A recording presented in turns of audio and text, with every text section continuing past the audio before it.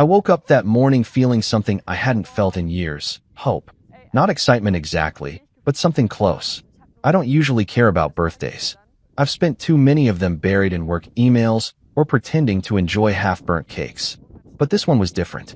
Mira had been whispering about it for weeks. My wife, the same woman who once forgot our anniversary, had been oddly affectionate lately. She even bought me a new blazer last weekend and said, "It's for your big day." When I asked what that meant, she just smiled. Wait and see. My parents were in on it too. My mother, Teresa, had called me twice that week. And Teresa does not call without a reason. "Don't you dare make plans for Friday night," she warned me in that dramatic tone of hers.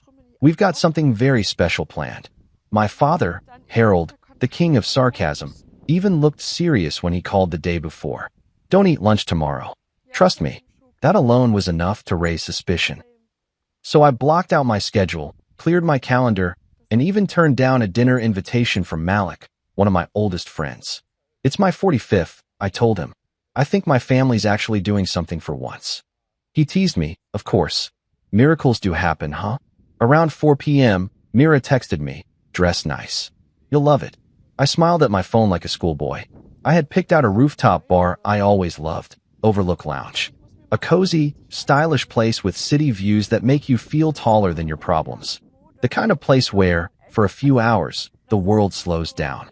I arrived early. The staff had my name on a reservation list. Private booth, corner view, bottle service. Someone had gone all out. The hostess led me to a beautifully set table. Candles, chilled champagne, name cards. I assumed guests were just running late. My phone had no missed calls. I texted Mira, "Here. It looks amazing." No reply. So I sat. And I waited. 30 minutes passed. I opened the menu. I didn't want to seem nervous, but the server could tell something was off. "Would you like to order while you wait?" he asked politely. No, I'm good. Just waiting for a few people," I said. An hour. I started to feel cold, even though it was warm. Not from the weather, but from something inside. That kind of chill that creeps into your chest when the facts start forming a picture you don't want to see. I tried calling Mira. Straight to voicemail. I called my mom. No answer. My dad. Same thing. Then my phone buzzed. New message from Mira. It was a video. I tapped it, thinking maybe they were late and this was a funny prelude. Maybe they were in the parking lot. Maybe they were walking in now, with balloons and some silly speech. No. The video started with sunlight reflecting off Venetian water. Gondolas drifting. Laughter. Then, Mira appeared in the frame, wine glass in hand, looking radiant and unbothered. My mother was behind her, raising a glass. My father, oddly cheerful, clinked his wine with Brent, my cousin. Mira smiled directly into the camera. "To Julian," she said. "He's probably wondering where we are." Surprise. Everyone burst into laughter. "He won't be hurt by this," Mira added, tossing her hair like she was in a commercial. "He'll be fine. He always is." The camera panned to a group toast. Cheers, clinks, wide smiles. Then the video ended. I sat there in complete silence. The hum of nearby conversations suddenly felt like static. The clink of other people's glasses like sirens. It wasn't just that they were gone. It was that they had planned this. Planned to vanish. Planned to laugh. On my birthday. They didn't forget. No, this was intentional. I looked around at the table again. How stupid I must have looked to the staff. To anyone who saw me dressed in that new blazer, thinking I was the guest of honor. I took a deep breath and told myself not to react. Not here. Not now. The server returned. "Shall I open the champagne, sir?" I stared at him for a second too long. Then I nodded. "Yeah, open it." If they wanted to leave me alone on my birthday, fine. But I wouldn't give them the satisfaction of breaking down in public. I would finish the drink. I would sit at this table. And I would make a mental note of every detail. Because this wasn't just a surprise. It was a warning. They thought I wouldn't be hurt? They were wrong. But what they'd really misjudged was this. I wasn't going to chase them. I wasn't going to beg for answers. I wasn't going to yell, cry, or demand an explanation. Instead, I was going to remember how this moment felt, the weight of the glass in my hand, the sting of betrayal in my chest, the silence in my phone. I was going to remember this table, this view, and this night for the rest of my life. Because if this was their surprise, they hadn't seen mine yet. For a while, I just sat there, numb. The champagne was open now. It tasted bitter. Not from the grapes or bubbles, but from the ache in my chest that wouldn't go away. I stared at the glass like it held answers. How long had they been planning this? How many times had I paid for dinner while they sat around a table laughing about the surprise? I kept watching the rooftop door, half expecting Mira to burst in and say, "Just kidding." But the longer I waited, the more foolish I felt.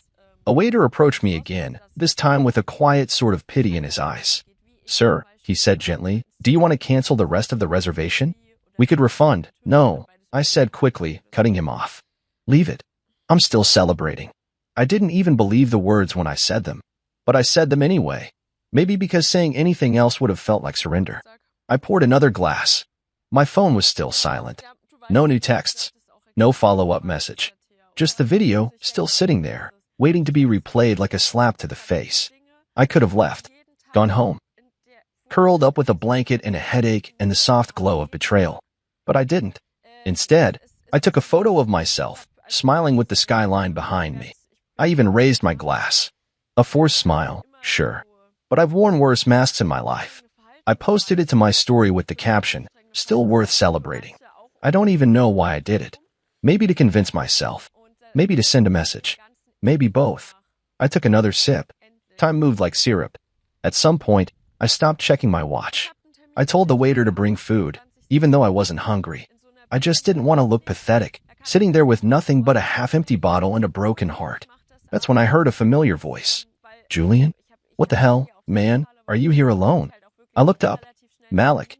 Of all the people to walk into that bar, it was Malik Johnson. College roommate. One time best man. The kind of friend you don't see for months, but pick right back up with when you do.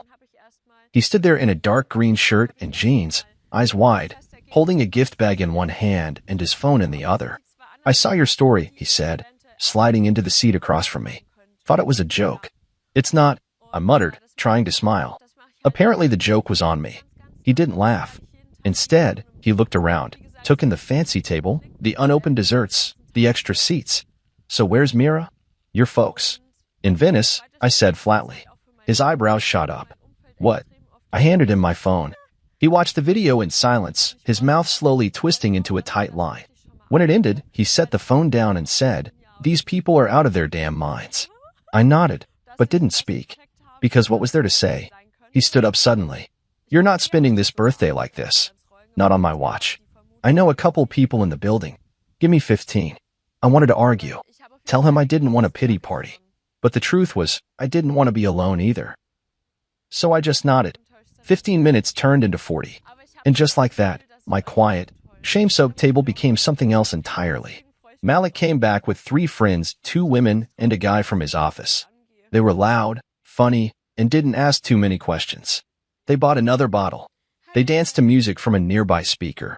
One of the women, Jasmine, insisted on taking a selfie with me. "You've got great cheekbones," she said. I laughed for the first time all night. More people joined. Malik posted something on his feed, last-minute birthday bash for a real one, and tagged me. Soon, a few more friends from work dropped in. I didn't know how it was happening, but the table filled up. People ordered appetizers. Someone ordered cake. A stranger handed me a cigar and said, "You look like you need this." And weirdly, I did. I started to loosen up. The music felt warmer. The food had taste again. I told stories from college. Someone toasted to the birthday legend who survived abandonment and turned it into a vibe. I clinked glasses with people I didn't even know the names of. And somewhere between the third drink and the shared dessert plate, I felt something shift. The grief didn't vanish, but it stopped being a wall. It became a room I could stand in without suffocating. I didn't check my phone for hours. When I finally did, I had to scroll through the missed calls. At first it was 1 or 2 from Mira, then 10, then 15, then a flurry of calls from my mom, then Brent, even Harold. By midnight, the total was 74 missed calls. I turned on airplane mode and slid the phone back into my jacket. The irony of it all, the one night I wasn't waiting by the phone, was the night it wouldn't stop ringing. But I didn't respond. Not that night. Maybe not ever. I left the bar around 2 a.m. Malik walked me to the curb, slung an arm over my shoulder. "Next year," he said, "we do this on purpose." "I'll hold you to that." He nodded, then added, "They don't deserve your silence. But they damn sure don't deserve your voice either." That stuck with me. When I got home, I took off the blazer Mira gave me, hung it in the back of the closet. I sat on the edge of the bed and looked around the room, the framed photos of vacations, the art she picked out, the candles I always hated. It didn't feel like my home anymore. I lay back on the bed, shoes still on, and stared at the ceiling. For the first time in a long time, I didn't feel like a husband, or a son, or a wallet. I felt like a man. And in the quiet of that moment, I made a decision, not to get even, not to strike back, but to walk forward, with clarity, with silence, with power. Because if they thought that video would be the final word on who I was, they forgot something important. I'm still here, and I'm just getting started. It's strange, isn't it? How the signs were all there, bright as daylight. But you only see them clearly when you stop pretending not to. After that night on the rooftop, I began looking back. Not just at the birthday, not just at the video, but at everything leading up to it. And once I started tracing the timeline, the picture formed quickly. I had been living with a house full of whispers, but I had convinced myself they were wind. It started months earlier, really. The silence when I entered a room. The sudden closing of laptops. The screen brightness turned down. The quick, forced laughs whenever I asked, "What's so funny?" Mira always had a reason. Just a meme, she'd say. A stupid group chat. I believed her, or maybe I just didn't care to argue. That's the thing about love. You keep telling yourself there's nothing behind the curtain because the alternative hurts too much. But now, I see it all. Sunday dinners became uncomfortable. Not for any obvious reason, but because the energy changed. My mother, Teresa, would stare at me with this strange smile, like she was in on a joke. A smug, knowing smirk that stayed even when I tried to change the subject. She'd say things like, "You'll thank us soon," or "Trust me, this year will surprise you." I thought maybe they were just excited for the birthday plan. Maybe they were cooking up something sweet. I didn't realize they were sharpening knives and wrapping them in ribbons. Even Brent, my cousin who never cared about anyone but himself, started acting like he knew something I didn't. "Get ready to have your mind blown," he told me one day while passing through my house to pick up a charger Mira had borrowed. I laughed at the time, thought maybe it was a family trip surprise or something harmless. He winked on his way out. It wasn't a wink of kindness. It was a wink of someone who had watched the trap door being built and couldn't wait to see me fall through it. Tristan, Myra's brother, was another one. He had started skipping work more often. When I asked if everything was okay, he brushed it off with that lazy charm of his. "Just enjoying life a little," he said. "You should try it too." Later, I found out he was skipping work to help Mira finalize travel bookings. Paid for, of course, with my money. I should have known. Mira had stopped asking me about finances months ago. Not because she didn't care, but because she already knew the answers. She had the passwords. She had the cards. She had the freedom. Looking back, even our bedroom had changed. She used to curl up next to me and hum little songs before falling asleep. Somewhere in the last year, that stopped. I didn't even notice when. One night, I looked up and realized I hadn't touched her in weeks. Maybe longer. The warmth was gone. She started sleeping facing the other way, always with her phone close to her chest like a diary full of sins. I remember reaching out once, touching her back gently. She shifted forward, away from my hand. "Long day," she said. That was all. There's this thing that happens when someone slowly stops loving you. It's not an explosion. It's erosion. A soft, daily wearing down of affection, of connection. You don't hear it. You don't feel it at first. But one day, you realize there's a hole where something used to be. A presence. A heartbeat. A soul. After the birthday disaster, I started moving through my own house like a stranger. Mira hadn't come back yet, but her energy was still there. The smell of her perfume on the couch pillow. Her half-used hairbrush on the sink. Her robe hanging behind the door. I would walk into rooms and still expect her voice. But there was nothing. Just my own footsteps. And then came the emails. I started checking our shared desktop, the one in the living room. She'd gotten too comfortable. Didn't clear the browser history. Didn't close her accounts. That's where I saw it, the travel itinerary. Flights booked 3 weeks before my birthday. Hotel reservations in Florence. Group chat emails with subject lines like Operation Surprise Ghost. Photos of passport scans. Not mine, of course.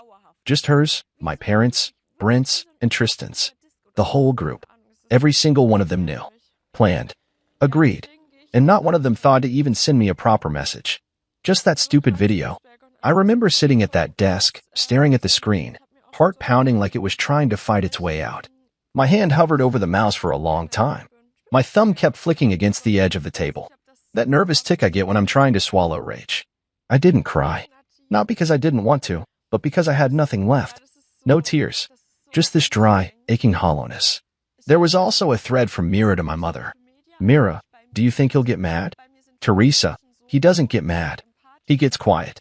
Then he moves on. Trust me, that one did it. That made something snap. That's when I realized who I had become to them. Not a husband. Not a son. Just a body. A source of money. A background character. Quiet. Safe. Predictable. Easy to laugh at. Easy to use. They thought I was weak because I didn't shout. Because I didn't throw things or slam doors. Because I made peace, stayed calm, paid bills, didn't pry. They mistook grace for passivity. Dignity for weakness. But what they didn't realize is that silence, real silence, can be the sharpest weapon in the world. Especially when it belongs to a man who sees everything and says nothing, until it's too late. That night, I didn't sleep in the bedroom. I slept on the couch. Not because I was kicked out, but because I couldn't breathe in that room anymore. Her ghost was everywhere. The laughter that no longer included me. The secrets told under the covers. The lies whispered through the walls. I stared at the ceiling, my eyes tracing the shadow of the fan blades. Around and around. The air felt too still, like the whole house was holding its breath. I thought about packing a bag, about leaving, about vanishing the way they had. But then I thought, no, let them come back to find me still here. Let them walk into this house expecting the same ghost, and find a man they never saw coming. The day after I found those emails, I sat at the kitchen table with my bank app open, scrolling through months of transactions like I was reviewing a crime scene. And maybe I was. Because what I saw didn't just confirm my suspicions, it dragged them into the daylight and burned them into my memory. I had been funding my own betrayal. Quietly. Willingly. Stupidly. First, there was a $1,200 charge to a planning firm Mira had insisted was for my birthday celebration. I remember her saying it would be something small but elegant, just enough to remind you how loved you are. What she didn't say was that the planner specialized in international retreats.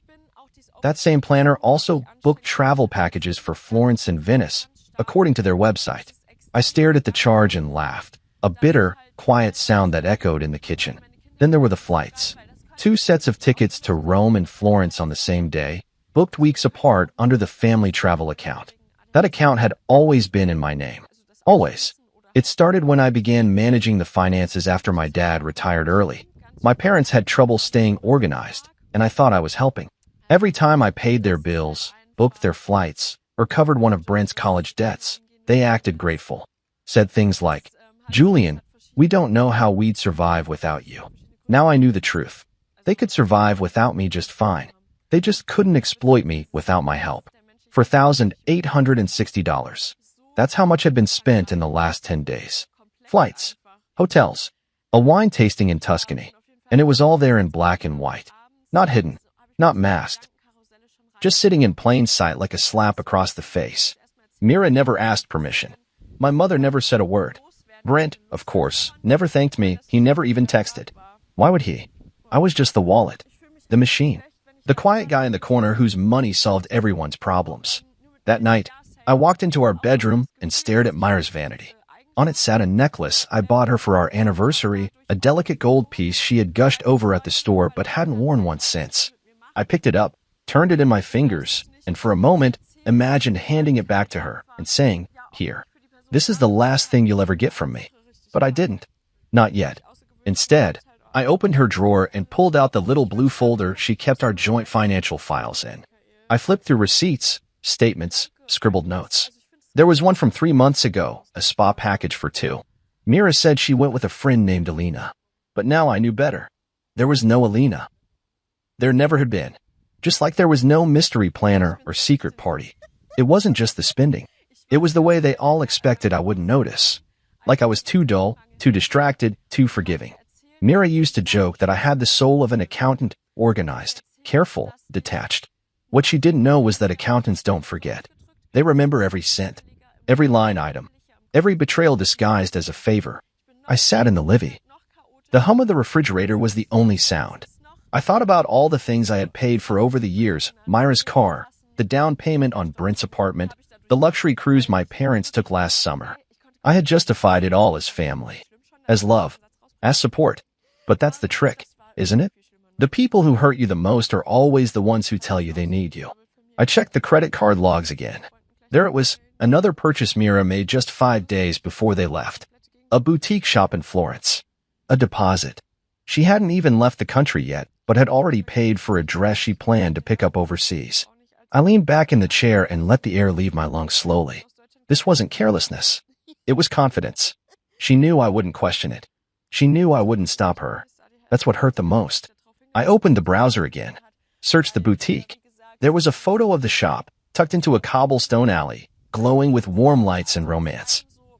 In the window was a mannequin wearing a silk dress, soft blue with gold embroidery.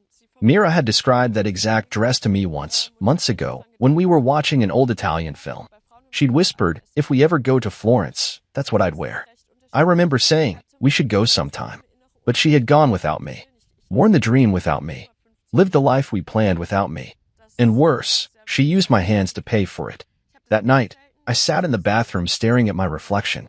I didn't cry. I didn't yell. I just looked. Long and hard. My eyes were tired. My face drawn. My mouth downturned, even in rest. But beneath all that weariness, I saw something new. Resolve.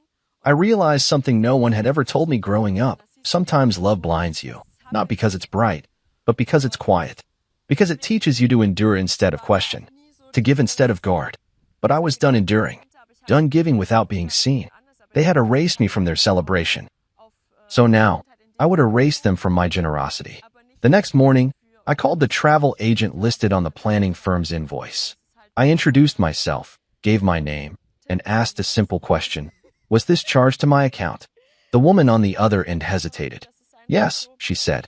Booked under Julian Cross. Is there an issue? No issue, I said calmly. Just confirmation. Thank you. Then I opened my laptop and logged into every account. Bank, credit, savings, travel. I started changing passwords, locking cards, canceling add-on users, one by one, quietly, surgically, like pulling leeches off your skin, careful not to let the head stay buried. I opened a spreadsheet and made a list. Every expense, every name, every betrayal. And then, beneath it, I wrote one final line. No more. They forgot to thank me because they never thought they'd need to. Now, they're about to remember why they should have. After I locked all the accounts and changed every password, I didn't say a word. Not to Mira, not to my parents, not even to Brent. Silence became my shield. And oddly enough, it felt like the first time I was really in control. When you're the quiet one in a group, people think you're weak. They mistake stillness for surrender. But what they forget is that silence listens. And I had been listening for a long time. That morning, I made myself a cup of black coffee and stood by the window, watching the light shift across the buildings. The house was still. Mira hadn't returned yet, but I knew they were back in the country. My inbox had exploded. Missed calls, voicemails, texts, even a few emails titled things like, "We should talk," or "Let's clear this up." I didn't open any of them. I didn't need to. Whatever they had to say, I'd already heard the truth in their laughter. I posted a photo instead. Something simple. Me on the balcony, wearing a clean black shirt, holding a glass of scotch, city skyline behind me. The caption read, "Still celebrating. Thanks to the real ones." I didn't tag anyone. I didn't explain anything. But within 10 minutes, the calls doubled. Mira, my mother, Brent, even Harold, who hasn't called me on his own in years. Suddenly, everyone wanted to talk. They were all worried, not because I was hurt, but because I wasn't reacting the way they expected. They were bracing for a tantrum, a meltdown, some dramatic plea to be included again. But I gave them silence instead. And silence, it turns out, is terrifying when it comes from the one you thought you had under control. Mira left 4 voicemails that morning.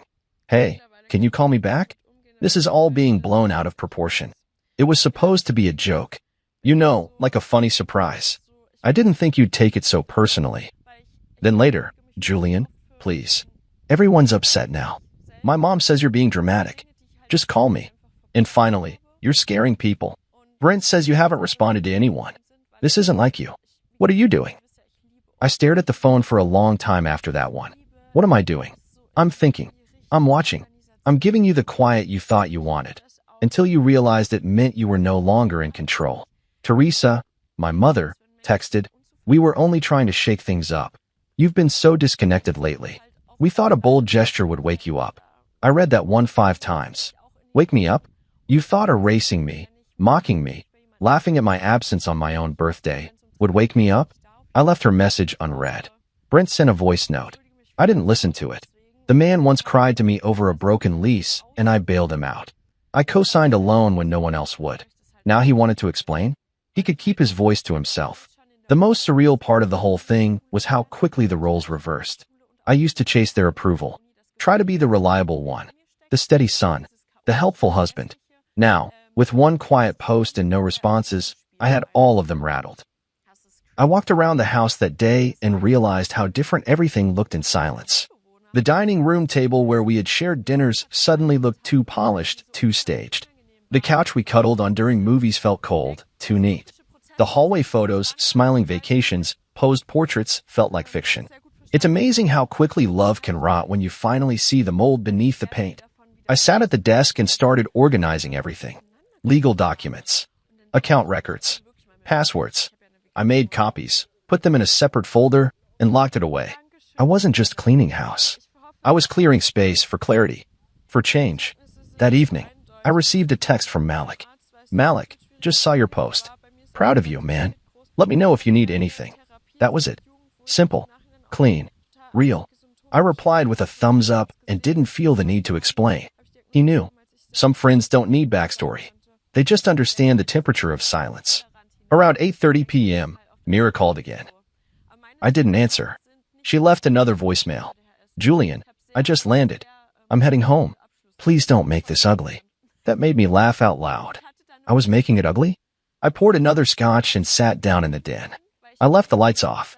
I wanted to sit in the quiet, to hear the pulse of the house as it used to be, before the lies started piling up like dust, before love turned into obligation, before trust became debt. I could hear my heartbeat in my ears. And for once, it wasn't racing. I was calm. That night, I drafted a document outlining every financial account I planned to restructure. Myra's name would be removed. Automatic payments for anything with her name or her family's would stop. The credit cards? Gone. The joint checking? Closed. Access to the investment accounts? Denied. It wasn't about revenge. It was about respect. I wasn't punishing them. I was simply correcting a mistake, one I'd let fester for too long. By midnight, I had a list of everything I controlled and everything I would sever. I labeled the list, reset, and that word felt powerful. They thought silence was surrender, but they forgot what silence really is, preparation. The thing about being underestimated for so long is that eventually, people forget what you're truly capable of. They start treating you like background noise, a prop in their story, a man who nods, pays, and stays quiet. But they always forget the most dangerous ones are the quiet ones. And I've been quiet for too long. What Mira never realized, what none of them knew, really, was that I had stopped being just the husband years ago. I wasn't just the man who fixed the garbage disposal or paid off Brent's emergency loans. I was the majority shareholder in the company where Myra's brother Tristan worked, the one he constantly bragged about at family dinners. We're building something big, he'd say. The company's growing fast. Yeah, it was. And I was the reason why. 3 years ago, I invested quietly, bought shares through a private firm, sat on it, watched it grow. Then last year, when one of the co-founders left, I stepped in, quietly again, took a larger stake. By January, I was quietly voted in as executive director. Tristan never connected the dots. He thought I was just some mild-mannered investor his boss liked. He never knew I was the one signing his bonus approvals, his time-off slips, his promotions. So imagine my expression when I got an internal HR alert. Tristan Grady, unauthorized time off, 7 consecutive days without prior approval. I clicked on the report. Sure enough, he had told HR he was taking a short medical leave. But the pictures he posted on his public account said otherwise. Sipping cocktails in Florence. Shirtless selfies on boats. Hashtags like hashtag living my best life and hashtag family first trip. The nerve. He didn't even try to hide it. Probably assumed no one would notice. I could have flagged it immediately. Could have sent it straight to the disciplinary committee. But I didn't. Not yet. I saved the report, printed it out, and placed it in a folder. That folder already held records of Myra's recent charges, joint account freezes, and a growing list of everything I'd discovered since that birthday night. I wasn't ready to strike. I wanted them to feel safe for just a little longer. I went into the office the next day, sat in the corner of the executive floor, in the glass-walled office no one ever thought belonged to me. I greeted everyone politely, didn't mention Tristan's name once. Let him believe all was well. Let the whole world keep thinking I was just a tired husband who got forgotten on his birthday. Let them all sip espresso and pretend nothing was unraveling beneath them. I wasn't just pulling back my money. I was reclaiming my presence. You see, I had built more than wealth. I had built reach, contacts, influence. The kind Mira never thought I had because I didn't talk about it over dinner. While she showed off designer bags and curated Instagram stories, I built silent partnerships and equity.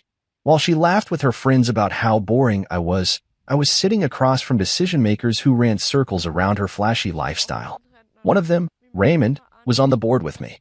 An older guy. Sharp. He pulled me aside in the elevator and asked, "So, I hear your in-laws are making a bit of a splash overseas." I raised my eyebrows. "That's so. Let's just say some people forget who signs their checks," he replied, patting my shoulder. I didn't reply. I didn't have to. By lunchtime, I had submitted a quiet motion to freeze any pending bonuses across Tristan's division. HR would take it from there. Discreet, respectful, but firm. He would get a call in 2 days. A formal inquiry. Nothing flashy. Just enough to let him feel the ground shift beneath his feet. That evening, I returned home to find Mira in the kitchen. She was back early, dressed in that sky blue silk dress, the one she said she dreamed of buying if she ever went to Florence. She wore it like a trophy, like a symbol. I looked at her standing there, stirring pasta like nothing had happened. She smiled over her shoulder. I thought we could eat and talk. I didn't say anything, just set my briefcase down and walked past her to the living room. She followed, wiping her hands on a towel. "Julian, I know you're mad, but it was just supposed to be fun. You've been so distant lately, and I thought maybe a reset would help." I turned to face her. Calm, clear. "You planned a vacation and left me out of it." "It wasn't like that," she said quickly. "It was spontaneous." "No," I said. "It was organized. You used my accounts. You used my name. You made bookings in advance. You lied." Her smile faded. She stood straighter. "So what now? You're going to punish me?" I tilted my head. "No. I'm going to free myself from you." She blinked, caught off guard. "What does that mean?" "It means," I said slowly, "I'm no longer giving myself to people who see me as a wallet, or a background character, or someone who doesn't get angry." She crossed her arms. "Don't be dramatic." I smiled then. A small, tired smile. "You called me dramatic after stealing my birthday and calling it a surprise." She tried again. "Julian, you're making this bigger than it needs to be. Just tell me what you want. I can fix it." "No," I said firmly. "You can't. Because this isn't broken. It's exposed." Her face changed then. Fear crept in. She knew something had shifted. I picked up the folder I'd placed on the table earlier. "Tristan will be hearing from HR soon. Just a heads up. Tell him to prepare." Her eyes widened. "You wouldn't." "I already did." She stepped forward. "Julian, please. That's my brother. And you're my wife," I replied. "At least, you used to be." I left her standing there. I didn't shout. I didn't cry. I didn't need to. Because the most powerful thing I had learned was this. I didn't have to raise my voice to raise my worth. 3 days after the video. 3 days after the rooftop dinner I spent alone. 3 days after I froze accounts, documented every betrayal, and went completely silent. That's when they came back. I had just returned from the office, my jacket still on, keys in hand, when I heard voices in the hallway. Laughter. Familiar footsteps. The sound of suitcases rolling. Myra's high heels tapping across the floor like nothing had happened. My heart didn't race. I didn't panic. I just stood in the center of the living room and waited. The door opened like it always did. Mira entered first, pushing the door with her hip, sunglasses still on her face, a shopping bag looped around her wrist. Behind her was Teresa, holding a small box of pastries from that overpriced bakery she loved. Then came my father, Harold, wearing the same beige polo and smug expression he always wore after a trip. Brent trailed behind with his usual half-smirk, like he was the star of some movie playing in his head. They all walked in like nothing was wrong. like I hadn't watched a video of them laughing at me from across the ocean. Mira was the first to speak. Julian, good, you're home. She walked up and tried to kiss my cheek. I took a small step back. She blinked, but didn't say anything. Teresa placed the bakery box on the table like it was some kind of peace offering. We brought cannoli, she said, as if dessert would fix betrayal. Harold chuckled and clapped me on the shoulder. Don't be sore, son. It was just a playful trip. I looked at them one by one. My eyes didn't burn. My hands didn't shake. I was too far past shock to be emotional now. I was in that place beyond pain, where clarity lives. Where truth hits so hard, it knocks the feeling out of you and replaces it with purpose. Julian, Mira said again, her voice softer this time. We wanted to surprise you. We thought it would be funny, to flip the script. Show you that you don't always have to plan everything. She smiled like she was offering me a gift. We even recorded a video. You saw it, right? I nodded. I saw it. Teresa spoke next. You've always been so closed off.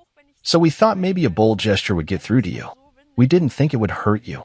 You're not sensitive. Harold jumped in. Let's not blow this out of proportion. It was one weekend. A little trip. We're back now, aren't we? I didn't move. You left me alone on my birthday, I said quietly. You lied. You laughed about it. You used my money to do it. Brent shifted awkwardly. Come on, man. Don't make it weird. I turned to Mira. How long did you plan it? She hesitated. A few weeks. 3 months, I said, holding up my phone. I've seen the travel confirmations. The emails. The bookings. Her face dropped. Teresa looked uncomfortable now. You went through her things, she asked, like that was the crime. I managed the accounts, I said. All of them. The only reason you flew to Venice in business class was because I paid for it. You didn't even try to hide it. Harold scoffed. You're acting like a victim. No, I said, taking a step forward. I'm acting like someone who finally woke up. They went quiet. Mira stepped forward again, placing the shopping bag gently on the table. Julian, please. You're blowing this up. We're your family. No, I said again. You're people I gave too much of myself to. And you took advantage of that. All of you. Teresa sat down slowly, hands clasped in her lap. You're being emotional. No, I said, voice steady. I'm being clear. I picked up the folder I had placed on the counter earlier that morning. Inside were printouts, account closures, suspended cards, legal notices. I slid it across the table. What's this? Mira asked, picking it up. Your access to our accounts is revoked, I said. All of it. You'll need your own card. Your own plan. Your own money. Her mouth opened, but nothing came out. Brent grabbed one of the pages. What is this about Tristan? He took an unauthorized leave from work, I said. Company policy requires consequences. And since I oversee executive decisions now, he's suspended pending review. Teresa's jaw dropped. You wouldn't. I already did. Harold stood up. You're making enemies in your own house. No, I said, you're in my house. And you've been treating me like a stranger for years. Myra's voice cracked. Julian, what are you saying? I'm saying you erased me from the one day that meant something. You stood there, on video, and said I wouldn't be hurt. That I'd be fine. Like I was just decoration. Background. Some fool who funds your vacations and asks no questions. She tried to interrupt, but I kept going. I'm not asking for an apology. I'm not asking for explanations. I don't want to hear why it was a joke or how I'm too quiet. This isn't about being dramatic. This is about being done. The silence that followed was heavy. No one reached for the cannoli. Mira looked down at the folder, then back at me. You can't just cut me off. I can't, I said. And I did. She stepped forward, lower now, voice pleading. Julian, we've been together for 10 years. I know exactly how long, I said. Every day of it. Every dollar. Every lie. Teresa stood. You're turning your back on your family? No, I said softly. You turned your backs first. And now you're shocked I won't pretend I'm okay. I stepped aside, pointing to the door. Take your bags. Take your bakery box. Go home. Myra's eyes filled. This is our home. It was. Now it's just where I finally woke up. They stood there for another minute. Then Mira slowly picked up her purse. Brent grabbed the suitcase. Teresa said nothing. Harold muttered something under his breath I didn't care to hear. And then, one by one, they walked out. I didn't slam the door behind them. I didn't shout. I didn't cry. I just locked the door. And finally, I exhaled. Later that night, after. The silence in the house was loud, but it wasn't empty. It felt earned. The kind of quiet that follows after you've finally stopped explaining yourself to people who never truly listened in the first place. I didn't feel proud. I didn't feel sad. I felt awake. For the first time in years, I felt like I had reclaimed something I didn't even realize I had lost, my voice. I walked over to the living room and sat at the desk again. My laptop was still open. So was Myra's email. She never logged out of the shared laptop. I hadn't planned to dig any deeper, but curiosity crept in. A whisper, really? That quiet inner voice asking, what else did they say when they thought you'd never find out? I clicked through the inbox slowly. Nothing surprising at first. Store promotions. Travel confirmations. A forwarded meme from her friend Lydia. Then I saw it, an old email thread with the subject line, Operation Surprise Ghost. I had seen that title before but hadn't opened every message in the chain. This time, I did. There it was. A message from Brent to Mira. Brent, I still can't believe he hasn't caught on. Like, how dense do you have to be to not notice your wife planning a birthday trip with everyone but you? LOL. I read it twice, then kept scrolling. Mira, Julian doesn't pay attention to stuff like this. He's too soft. Honestly, he'll probably say thank you when he sees the video. That's the kind of guy he is. Brent again. Perfect fool. Mira, exactly. Saul and I say it all the time. He actually thinks we're doing something for him. LMAO. Saul? I stared at the screen, the cursor blinking like a heartbeat. Who the hell is Saul? It didn't take long to figure out. A few more clicks and I found a series of emails between Mira and someone named Saul Glassman. They used a separate email chain.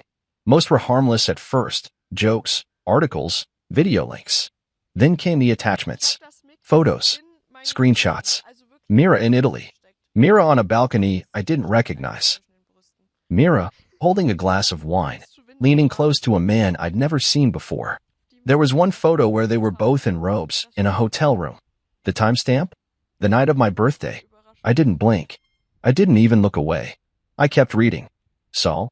He really still doesn't know? Damn, that's wild. Mira, he's got no clue. Julian's the type who would notice a fire only after it burns down the house. Saul, lucky for us. Mira, unlucky for him. I sat back in the chair, every inch of me still. It wasn't just betrayal. It wasn't just infidelity. It was amusement. Mockery. They thought they were being clever. They thought I was a fool, lost in spreadsheets and grocery runs. They were so confident in their little game that they left the pieces sitting out in the open. I opened another tab and messaged my lawyer, Adrian. She and I had worked together for years through my company. Trusted. Efficient. She had handled major contracts and disputes without blinking. I didn't tell her everything, just sent a message. Please prepare a full severance strategy, personal and financial. I'll need a consultation by end of week. I closed the laptop after that. I didn't need to read more. I had seen enough. Every confirmation I didn't even know I needed was now aflame, quietly burning through the old version of my life. But I didn't feel rage. That's what surprised me. I thought I'd be furious. I thought I'd break something. But instead, I felt something else entirely. Relief. Relief that I hadn't imagined it. That the tension in our house hadn't been paranoia. That I wasn't crazy for feeling like a stranger in my own life. The worst part of betrayal isn't the act itself. It's the gaslighting. The way they make you feel guilty for asking questions. For noticing. For caring. And once you learn the truth, all of that weight falls off like old armor. The next morning, I got up early and brewed coffee. I played music, loud and smooth, and opened the windows to let the sun in. Mira hadn't come back. I figured she was staying at her mother's or maybe even Saul's. I didn't care. I turned off the shared location tracking, deleted the backup access to all accounts, sent in the paperwork to close the joint investment profile, blocked her number. I didn't need to yell at her. I didn't need to confront her. The silence was saying everything I needed to say. Later that afternoon, I drove to the bank and met with my private advisor. We moved half the liquid funds into a new account under my name alone. I rewrote my will. I signed a temporary freeze on any withdrawal requests from the old trust fund Mira had partial access to. I even updated the beneficiary details. Everything now flowed through a foundation I had quietly been setting up in my grandmother's name. I didn't tell anyone, not even Malik. By the time evening came, I was sitting on my balcony again. Glass of water this time. The city was glowing, calm, and for the first time in weeks, I wasn't anxious. I wasn't waiting for a phone to ring or for a door to open. I was just still, present.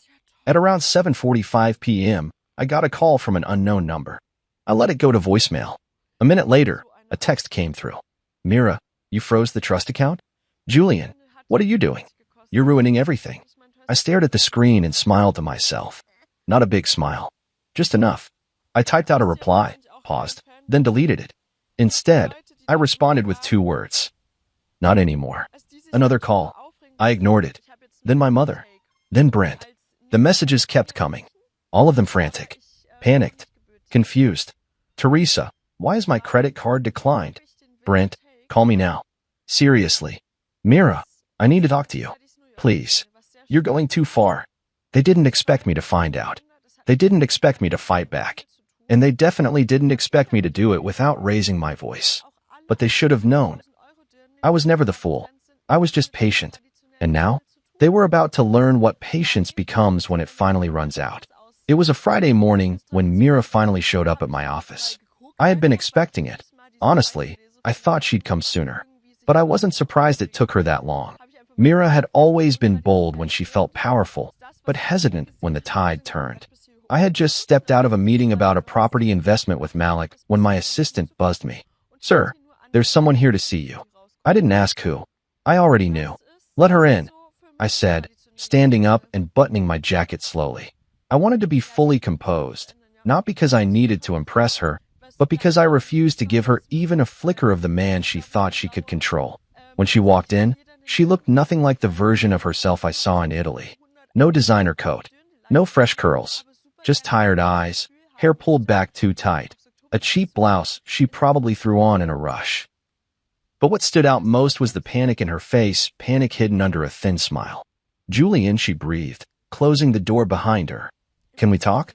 I gestured to the chair across from my desk. You're talking. Go ahead. She sat down slowly. I don't even know where to start. Everything is falling apart. I didn't speak. I didn't nod. I wanted her to feel the weight of her own words without interruption. She swallowed. My accounts aren't working. The trust access is blocked. Brent got evicted from his place yesterday. My mom and dad's mortgage was declined. They said the joint collateral was removed. What is going on? You're describing the consequences of your choices, I said calmly. She leaned forward. Julian, please. I didn't mean for things to go this far. That video, it wasn't meant to hurt you. We were trying to be funny. Just lighthearted. I raised an eyebrow. You said I wouldn't be hurt by it. You said I was soft. That I wouldn't do anything. That I wouldn't even notice. Her face twisted. You read my emails? I read what was left out in the open, I said. You didn't hide any of it. You just assumed I wouldn't look. She exhaled sharply. Okay, yes. I said some things I shouldn't have. But that doesn't mean you should ruin our lives. I didn't ruin your life, I replied.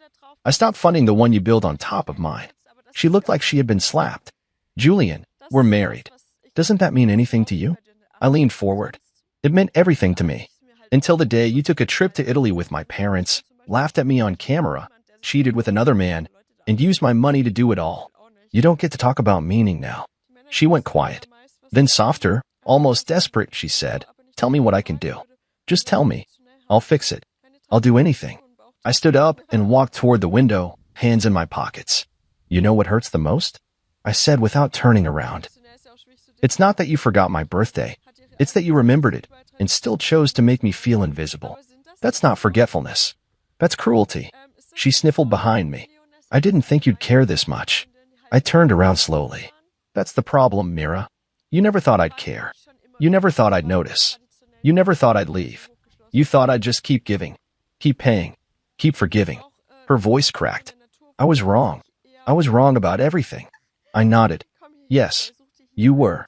Silence settled between us again, thick like fog. She stood up now too, walking toward me with glassy eyes. I don't want to lose you. I stared at her for a long time before answering. You already did. You just didn't realize it until the money stopped. She looked down at the floor. Her shoulders dropped. She had no more cards to play. Then I said the words that sealed it. I invited you to celebrate the most important day of my life. And you RSVP'd from Rome. That broke her. She crumpled back into the chair, hands over her mouth, sobbing quietly. Not loudly. Not theatrically. but the way people do when they finally understand something is truly over. I didn't flinch. I didn't console her. I just stood still and watched the final image of the woman I once loved fade in front of me. A knock at the door interrupted us. My assistant peeked in. "Mr. Cross, your noon is here." I nodded. Mira stood up slowly, wiping her tears with the back of her hand. "Julian," she whispered, voice shaking, "please. One more chance." I opened the door and gestured toward it. "You should go." She hesitated, then stepped past me into the hallway. Before she left, she turned and looked at me one last time. "You used to be so kind." "I still am," I said. "That's why I'm not dragging this out any longer." The door shut behind her. That night, I posted one last photo on social media. It was me and Malik standing in front of the new property we were launching. A clean, modern office building wrapped in glass and confidence. The caption read, "Growth looks good on me." The likes rolled in. So did the comments. But none of that mattered. What mattered was the message and who it reached. The next morning, Myra's mother called me 5 times. I didn't answer. Brent emailed me a long apology that ended with a request for a loan. I archived it without reading. Teresa sent a text. "We didn't realize how serious you were." I deleted it. I wasn't being harsh. I was being honest. They forgot my birthday. So now, I would forget them. Not with rage. Not with revenge. But with the one thing they never expected. Peace. 6 months later, I live in a city where no one calls me the quiet one anymore. No one greets me with a smirk that hides pity. No one expects me to foot their bill while they laugh behind my back. I traded the old house, the old life, and everything tied to it for something cleaner. Something mine. I wake up to peace now. And I don't mean silence, I mean peace. The kind that sits in your chest like a steady heartbeat, not a ticking bomb. I moved out of the house 2 months after Mira left my office. Sold it to a young couple who smiled like they hadn't yet learned how cruel people can be. I packed my things one box at a time, slowly, with intention. I left behind the furniture Mira picked out, the paintings her mother liked, even the rug Teresa once called tasteful for someone so quiet. I didn't want any of it. I took my books, a few clothes, and my grandmother's old piano. That was enough. I bought a loft in a smaller city by the water. High ceilings, clean walls, big windows, quiet neighbors. The kind of place where you can hear your own thoughts and actually want to. Malik helped with the move. He even showed up with a tool set and a bottle of bourbon. "This is who you've always been," he said, walking through the empty space. "You just needed the noise to stop to hear it." He was right. I started a new project, something small, something personal. A foundation in my grandmother's name. She was the only person who ever really saw me. She raised me part-time when my parents were busy showing off. She used to say, "Julian, some people love what you do. Others only love what they can take from you. Learn the difference." I didn't understand it then. Now I do. The foundation provides business grants to men starting over, divorced, displaced, overlooked. Not because I'm bitter, but because I know what it's like to feel erased. To be told you don't matter until your silence becomes a problem. We've helped 12 men so far. One of them, a teacher named Desmond, cried when I handed him a check. "You don't even know me," he said. I smiled. "I know enough," I told him. "I know what it's like to lose everything and realize you were never seen in the first place. I've built a life now where I don't need permission to matter. My calendar belongs to me. My energy belongs to me. My money, my kindness, my time all mine. Not up for debate. Not up for guilt. I eat dinner with people who listen when I speak. I walk into rooms where I don't need to shrink. I look in mirrors that don't reflect someone else's disappointment. I live. Every now and then, I still hear from the past. Teresa sends emails with subject lines like, "Are you still upset?" Or, "We didn't mean to hurt you." I never open them. Brent texted me last week. "Heard you're doing well. Proud of you, man." I didn't reply. Proud of me? After calling me a perfect fool? Please. And Mira? Well, she tried everything. First came the emails. Then the voice notes. Then a hand-delivered letter I never opened. She even showed up at the foundation once, hoping for a conversation. But I didn't let her in. My assistant met her at the door and said, "Mr. Cross isn't available today." Which was true. I wasn't available. Not for her. Not anymore. What people don't understand is that healing doesn't always look loud. It's not a big speech or a slammed door. Sometimes it's just a quiet walk away and never looking back. That's what I did. And that's why I win. A few weeks ago, I celebrated my birthday. My 46th, Malik threw a barbecue on the rooftop of our new property. It wasn't fancy. No speeches. Just laughter. Real laughter. The kind that doesn't leave a bad taste in your mouth. People showed up who didn't want anything from me. They brought food, drinks, stories. One guy brought his kid. Another brought a cake shaped like a giant eraser. He said, for the man they tried to erase, but couldn't. We laughed for 10 minutes straight. That night, I stood alone for a moment, looking over the city lights. I thought about last year. About the video. The voices. The smug smiles. I thought about the version of me who sat at a rooftop bar alone, holding back tears with a champagne glass in hand. And then I smiled. Not because it didn't hurt, but because I survived it. Because I rebuilt without bitterness. Because I remembered who I was before they taught me to doubt it. I am Julian Cross. I am not the background. I am not the wallet. I am not the man they forgot. I am the man they didn't think could rise. But I did. And I'm still rising.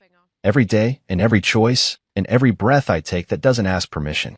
This is my life now. Not perfect. Not polished. But real. And more than anything, finally mine. Dankeschön, Schmaluten, aber ich habe keinen Geburtstag. Ach so, auch wenn es schon 1 Monat her ist, ja.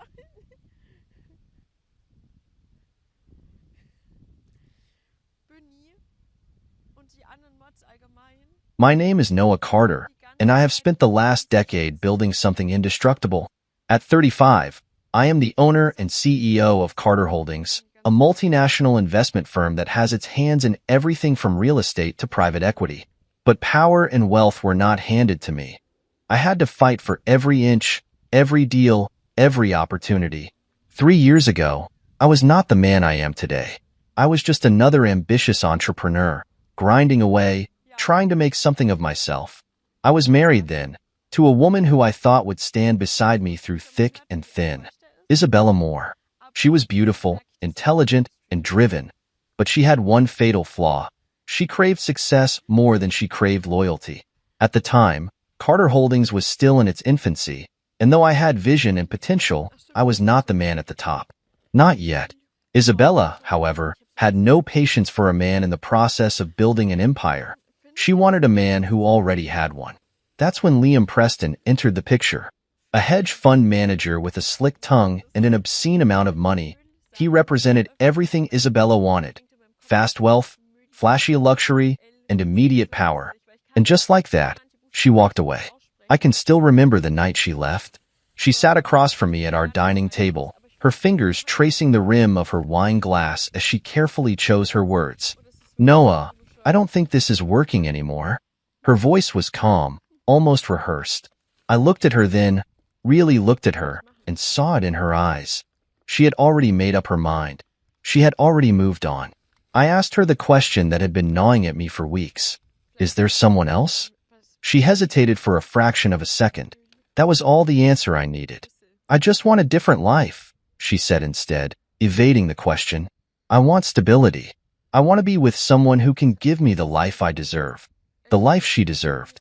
At that moment, I realized I had been nothing more than a stepping stone to her. She saw my ambition, my drive. But she wasn't willing to wait for the moment when it all paid off. She wanted a shortcut, and she found it in Liam Preston. She left me that night, packed her bags, and disappeared into a world of private jets, luxury vacations, and the kind of superficial glamour she had always craved. For 3 years, I let her go. I focused on my work, channeled every ounce of my energy into Carter Holdings. While she was attending exclusive galas and posting about her extravagant life, I was working, planning, building, and now, 3 years later, the tables have turned in a way she never could have predicted.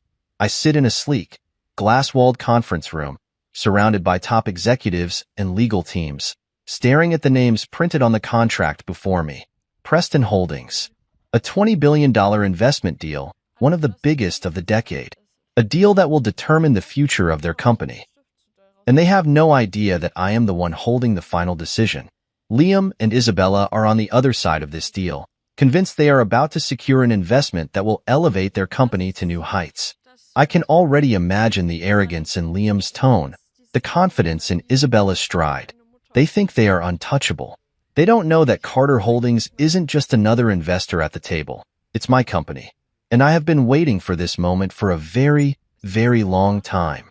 I sat in the shadows of the lavish bar inside the high-rise hotel, watching as Liam Preston and Isabella Moore reveled in their own arrogance. They had no idea I was there, no idea I was even in the same city, let alone at the same table of negotiations they thought they had in the bag. Liam had always been the type to flaunt wealth he hadn't actually earned. Unlike me, who built my company from nothing but hard work and calculated risk, he had inherited his initial capital through family connections, leveraged it recklessly, and rode the market like a spoiled gambler who never imagined he could lose. His kind always believed they were untouchable, until they weren't. I watched as he swirled his whiskey, leaning back in his chair, speaking just loud enough for everyone around to hear. It was always a performance with him. "This deal is going to define the next decade," Liam said, his voice dripping with self-importance. "If Carter Holdings wants in, they better be ready to prove they deserve a seat at the table." I nearly laughed at that. The audacity. If only he knew. Isabella was next to him, dressed in a sleek designer dress, looking every bit the polished, high-society woman she had always dreamed of becoming. But I could see it, even from my seat in the distance. The slight tightness around her eyes, the way she leaned in just a little too much when Liam spoke, as if she needed reassurance that she was still on the winning side. 3 years ago, she had walked away from me without hesitation. No doubt, she had expected never to look back, certain that I would fade into obscurity while she ascended to the world she believed she belonged in. And yet, here we were. What neither of them knew was that I owned the very company they were seeking investment from, that every executive they had met so far worked for me, that the people they had spoken down to, dismissed as small players in this negotiation, were taking their cues from me.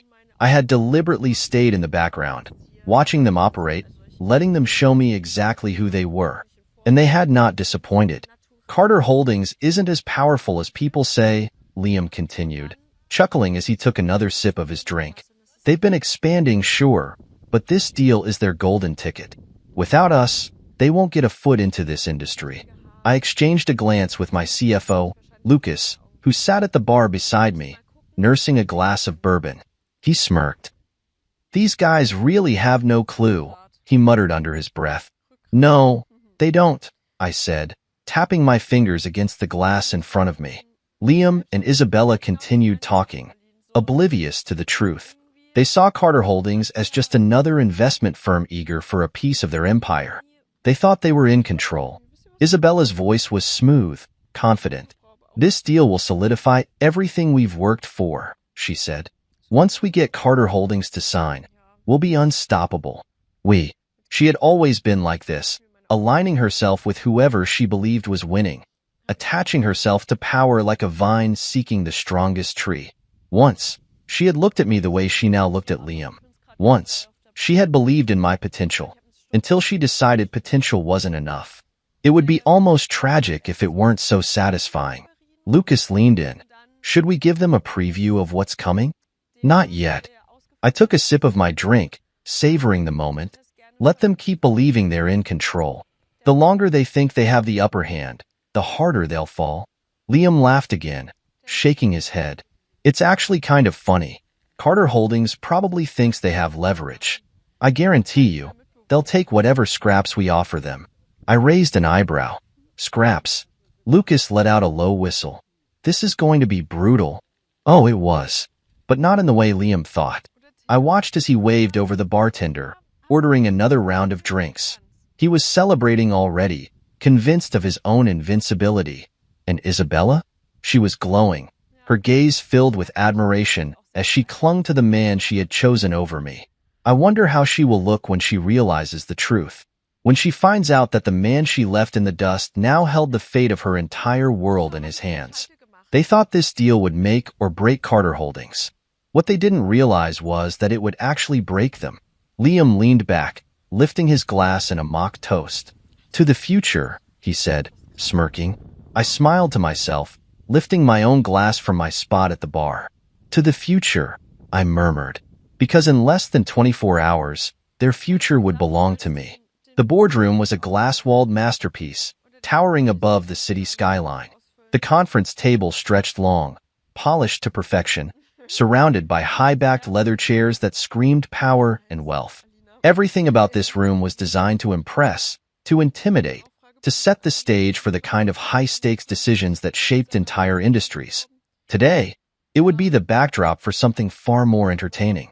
I walked in without fanfare, dressed in a crisp, dark suit. My tie knotted with precision. My presence was unassuming, just another executive taking a seat at the far end of the table, away from the immediate conversation. I wasn't here to be the center of attention. Not yet. My senior executives were already seated, reviewing documents and preparing for the investment proposal. I had deliberately instructed them not to reveal my identity just yet. I wanted to watch. I wanted to see how they carried themselves when they thought they were in control. And just as expected, Liam and Isabella entered like they owned the place. Isabella stepped in first, her heels clicking against the marble floor with practiced confidence. She wore an ivory-colored business suit, her hair in loose waves, and her expression radiated power, or at least the illusion of it. She had always been good at appearances. She carried herself like a woman who had it all, but I knew better. That confidence would crack soon enough. Liam followed, his usual smirk in place, wearing an expensive charcoal suit with cufflinks that probably cost more than most people's rent.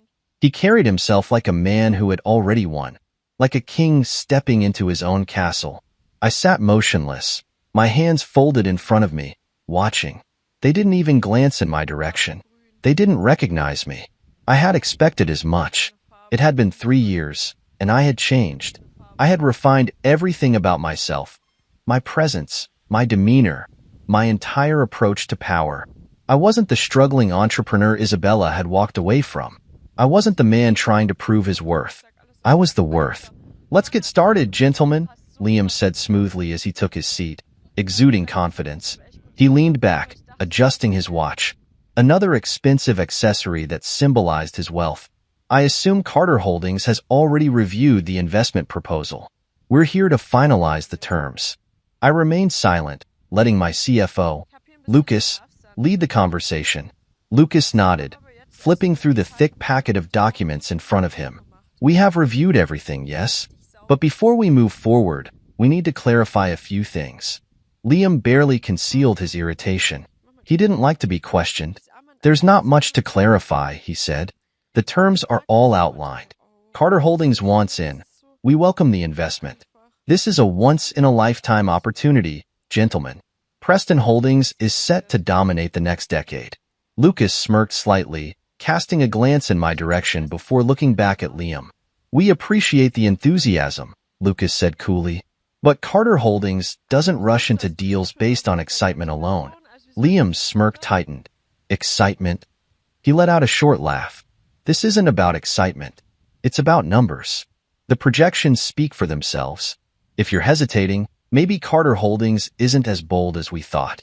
I saw it then, the subtle flicker in Isabella's expression, the way her eyes darted toward Lucas, calculating. She had always been smart. She knew something was off. "We were under the impression that Carter Holdings was eager to expand into this sector," Isabella said, her voice smooth. "Our investors were told this was a priority acquisition. Are you suggesting otherwise?" Lucas chuckled under his breath.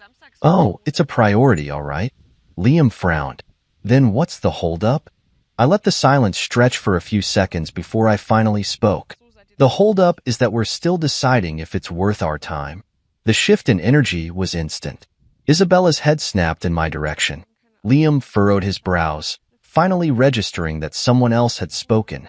I leaned forward, my hands resting on the table, and met their stares head-on. Recognition dawned in Isabella's eyes first. Her lips parted slightly, confusion flickering across her expression. She knew. She knew my voice. And then, realization crashed into her like a tidal wave. Her breath hitched. "Noah," she whispered, disbelief coating her voice. Liam blinked, his confidence wavering for the first time. "Wait," his eyes scanned my face, as if trying to reconcile the memory of the man he had once dismissed with the one sitting before him now. I smiled, slow and deliberate. "It's been a while." Isabella looked as if she had seen a ghost. Liam, however, recovered quickly, forcing out a chuckle. Well, this is unexpected. He tried to mask his unease with casual arrogance, but I could see the tension in his jaw. I had no idea you were involved with Carter Holdings. You wouldn't, I said simply. He let out another forced laugh, leaning back in his chair. So, what are you, a junior partner here? A consultant? I tilted my head slightly. Something like that. His confidence returned. He thought he had figured me out. That's great, he said, his smirk resurfacing. A familiar face. That should make this deal easier. I chuckled. Should it? Isabella was still staring at me, her face pale. You're with Carter Holdings? I met her gaze, holding it steady. Not quite. Liam scoffed, waving a hand. Look, I don't care what role you have here, Noah.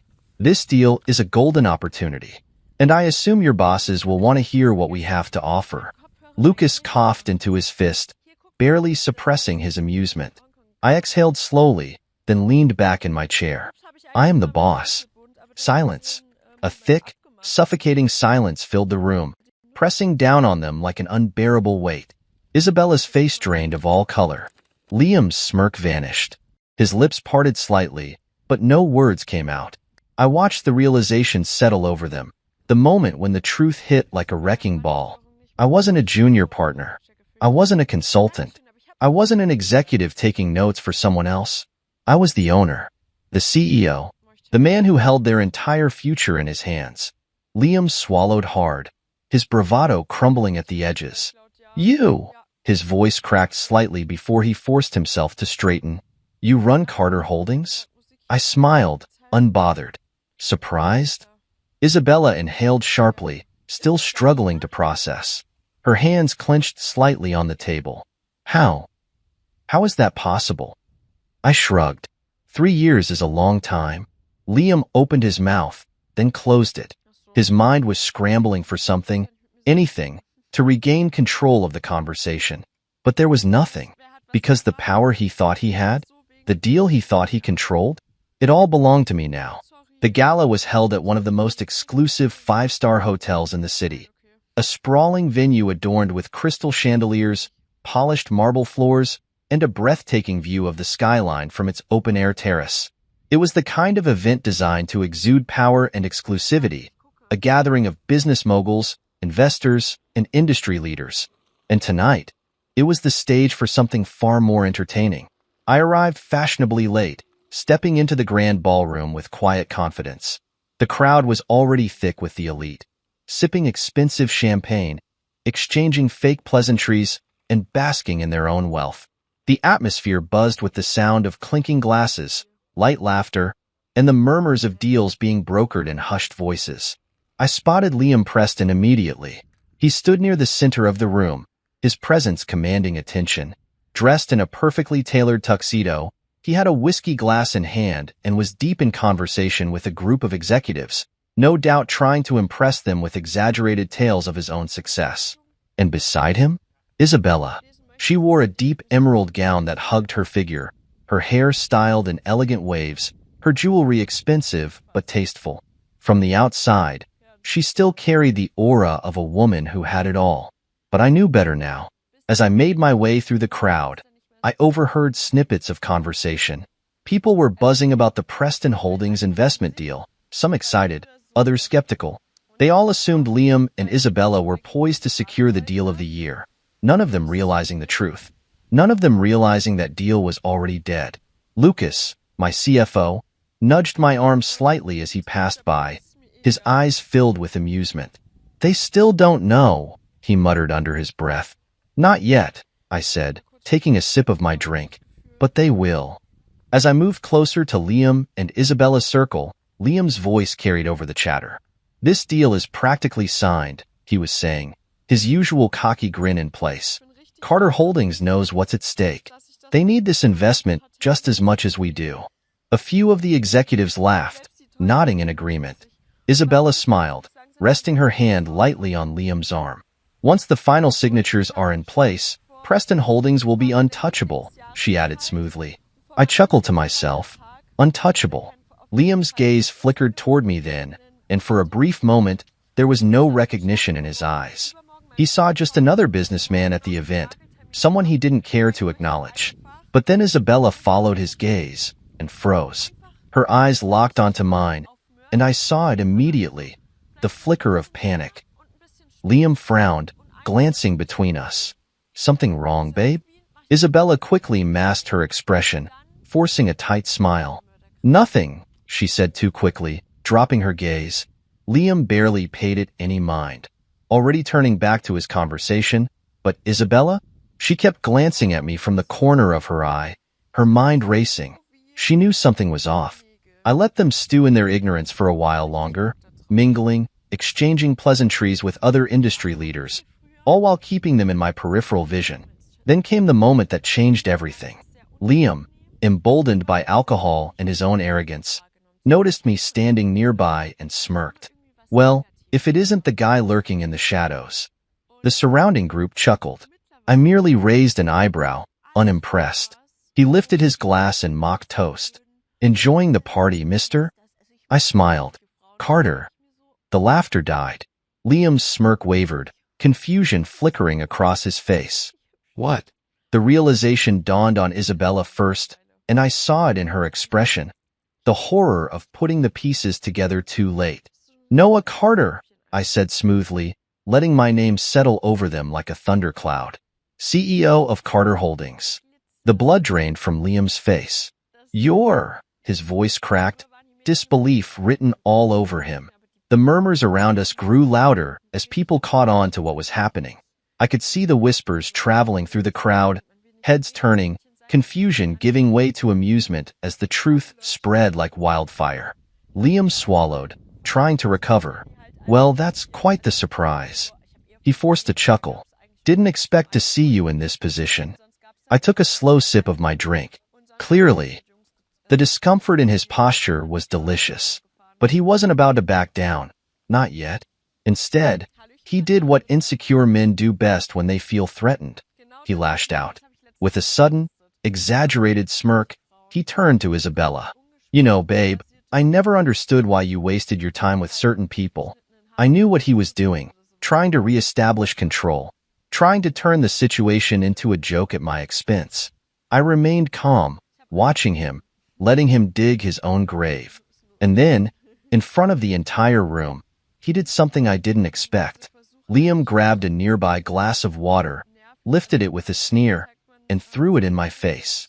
The cold liquid splashed over me, dripping down my face and onto my suit. The entire ballroom fell silent.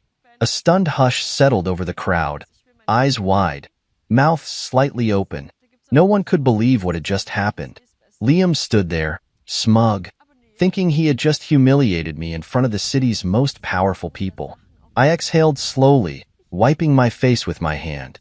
Then, in the calmest, steadiest voice, I said, "Then our $20 billion deal is off. Effective immediately." The silence deepened. Liam's smirk evaporated. What? I pulled my phone from my pocket, pressed a button, and let the room hear what I had been waiting for. A high-ranking Carter Holdings investor's voice echoed over the speakers. If Noah Carter doesn't approve this deal, we're pulling out of Preston Holdings entirely. Isabella's breath hitched. The air turned ice cold. Liam's hands trembled. Wait, hold on. I pocketed my phone and adjusted my suit, still damp from the water. You think you hold all the cards, Liam? My voice was low, controlled. You think you're the king of the room? I stepped forward, my presence towering over him. You thought Carter Holdings needed this deal? I let a slow, amused smile spread across my lips. You had it backwards. Isabella looked like she wanted to disappear. Liam?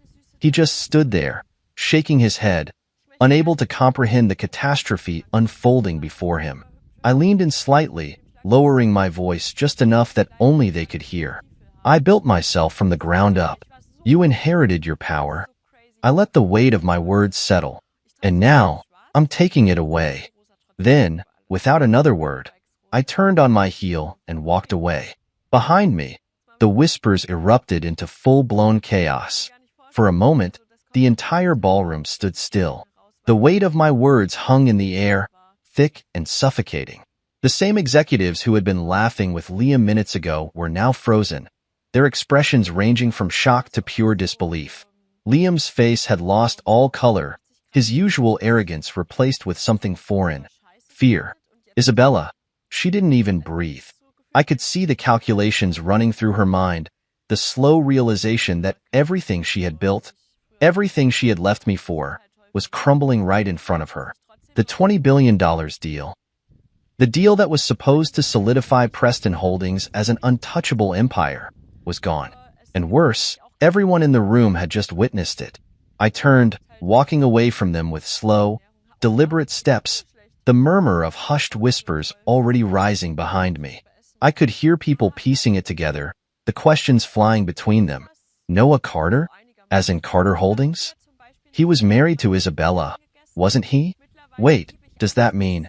was he the one in charge all along? Lucas caught up with me near the bar, his lips twitching with amusement. That was brutal, he murmured under his breath. I took a slow sip of my drink. Not brutal enough. Lucas let out a short laugh, shaking his head. You do realize he's about to come undone in front of the entire city, right? I glanced back toward Liam, who still hadn't moved, his whiskey glass trembling in his grip. Isabella had turned toward him, whispering something urgent in his ear, but he wasn't listening. He was too busy watching his world fall apart. Good, I said simply. The power in the room had shifted. People were no longer looking at Liam. They were looking at me. And Liam? He could feel it. He could feel the eyes on him. Feel the way people were already starting to distance themselves, sensing the collapse before it even happened. The panic in his expression was unmistakable. I turned back to my drink, content to let the consequences unfold. But then, he snapped. You think this is over? Liam's voice rang out across the ballroom, raw and desperate. The whispers died. Slowly, I turned to face him, raising an eyebrow. Liam shoved his drink onto the table, the glass tipping over, spilling golden liquid across the expensive linens. His hands curled into fists at his sides as he glared at me, shaking with rage. You think you can walk in here and humiliate me? He spat. You think you can just take away my deal? I tilted my head. I don't think, Liam. I know. His nostrils flared. His entire body trembled with barely contained fury. Isabella, realizing how bad this was getting, grabbed his arm. Liam, stop, she whispered urgently. This isn't the place. But Liam wasn't listening. He ripped his arm from her grasp and took a step forward, jabbing a finger in my direction. You were nothing when she left you, he hissed. Nothing. And now you think you're better than me? I let the insult roll off me, unimpressed. No, Liam. I met his furious gaze head-on, unshaken, unmoved. I don't think I'm better than you. I stepped closer, lowering my voice just enough for the words to cut deeper. I know I am. The room erupted. There were gasps, murmurs. The tension in the air was thick, electric. Liam lost it. His face twisted in pure rage, and for a moment, I genuinely thought he was about to throw a punch. His hands twitched at his sides, his body vibrating with unchecked emotion. But then, he realized where he was. He realized who was watching. Investors, executives, media, people who had, just minutes ago, been his allies. Now they weren't so sure. I could see it in their faces. Doubt, hesitation. Liam's downfall wasn't happening behind closed doors. It was happening in public, and there was nothing he could do to stop it. His breathing was ragged, his face flushed with humiliation. Finally, after what felt like an eternity, he let out a short, bitter laugh. You'll regret this, he muttered, his voice venomous. I held his gaze, calm, unbothered. I don't regret much, Liam, and I sure as hell won't regret this. Liam clenched his jaw so tightly I thought his teeth might crack. He turned abruptly, pushing past the onlookers as he stormed out of the ballroom. Isabella hesitated, torn between following him and staying to salvage her reputation. But she knew. She knew it was too late. Her perfect world was shattered. And as she turned her eyes back to me, something flickered in her gaze. Not anger, not even hatred, regret. I watched as she exhaled shakily, then turned on her heel and followed Liam out of the ballroom. The moment they disappeared, the whispers began again. But this time, they were louder. Lucas grinned, lifting his drink toward me in a silent toast. That, he said, was legendary. I merely took another sip of my whiskey, unfazed. Because this was only the beginning. Liam Preston thought he had power. He thought he was untouchable. But tonight, he learned the truth. He had never been the one in control. And now, he had everything to lose. Liam Preston's downfall didn't happen gradually. It happened all at once. By the time I stepped into my office the next morning, the impact of last night's disaster was already sending shockwaves through the business world. Preston Holdings' stock price plummeted by 30% within hours. Major investors panicked and started pulling their funds. Financial news outlets were calling it the most public business humiliation of the year. And I hadn't even done anything yet. I sat at my desk, scrolling through the latest headlines as Lucas entered my office, a cup of coffee in his hand and a smirk on his face. You've officially ruined the man, and it hasn't even been 24 hours. I chuckled, setting my phone down. He ruined himself. I just gave him the push. Lucas sat across from me, shaking his head. The board at Preston Holdings is in a complete frenzy. Half of them are blaming him for losing the Carter Holdings deal, and the other half is trying to figure out how to salvage their sinking ship. I leaned back in my chair, completely at ease. Let me guess. They're scrambling to secure another investor? Lucas nodded. They reached out to one of their biggest stakeholders this morning. But, he grinned, turns out they don't have the confidence in Liam anymore. They're looking for an exit strategy instead. I exhaled slowly, feeling nothing but satisfaction. Liam had spent years convincing everyone around him that he was untouchable, that his success was inevitable. But now, with one deal gone, the cracks in his empire were becoming impossible to ignore. And it was only getting worse. Lucas tossed a folder onto my desk. You might want to take a look at this. I flipped it open, my eyes scanning the documents inside. It was worse than I thought. Liam hadn't just lost the Carter Holdings investment. His reckless spending and mismanagement were finally catching up to him. Police Starlight, he had been using company funds to finance his lifestyle. Police Starlight, he had been making high-risk investments without proper board approval. Police Starlight, and now, with no financial cushion to fall back on, his company was bleeding out. I let out a low whistle. It's amazing how quickly everything crumbles when you take away their safety net. Lucas chuckled. I think he's still in denial. He probably thinks he can smooth talk his way out of this. I shook my head. Not this time.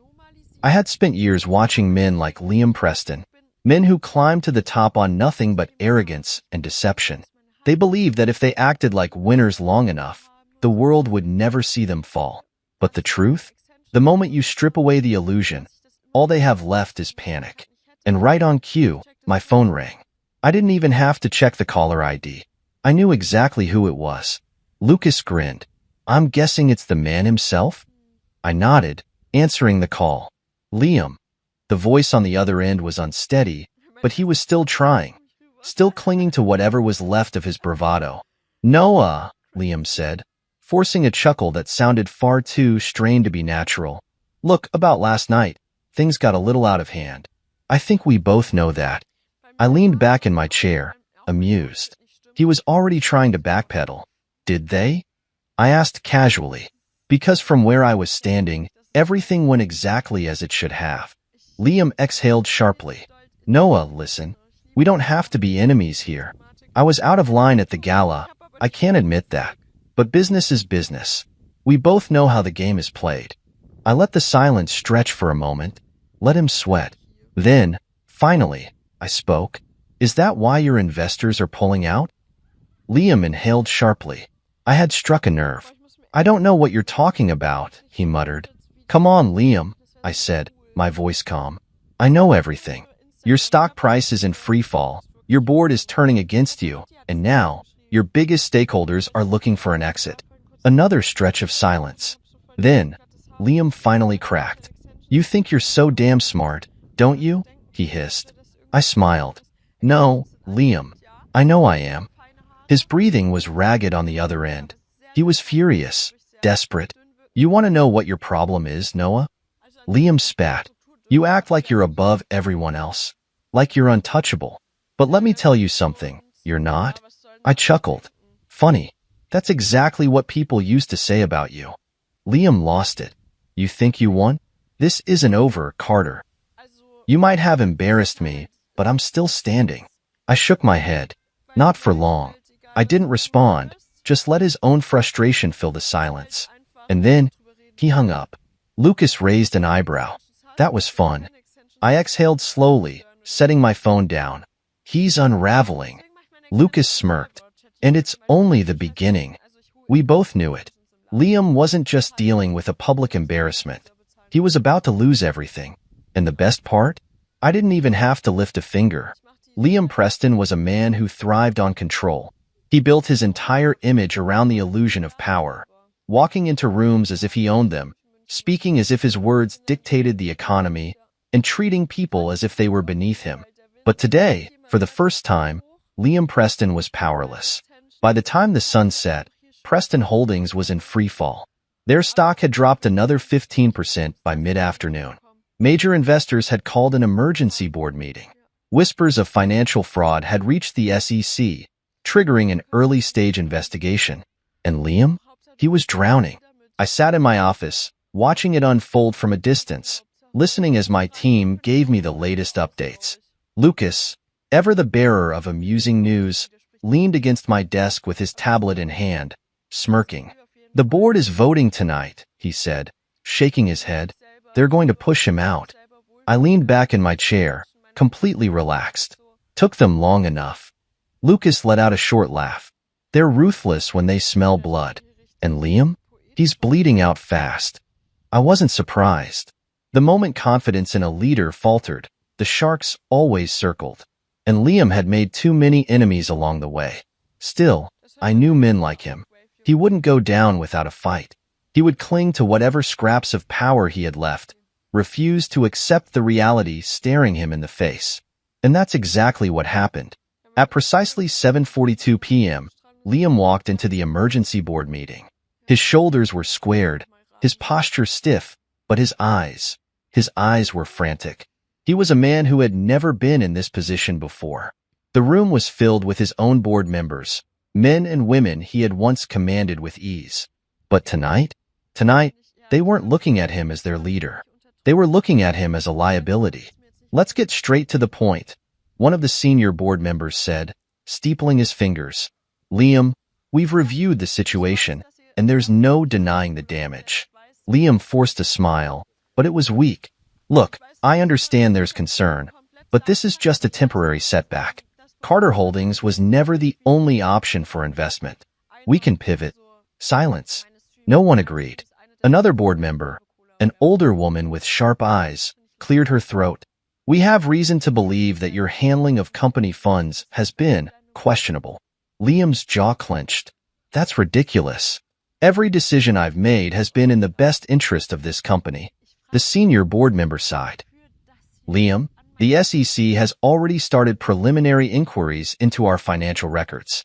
If there's even a hint of fraud, we'll all be held responsible. Liam's hands tightened into fists.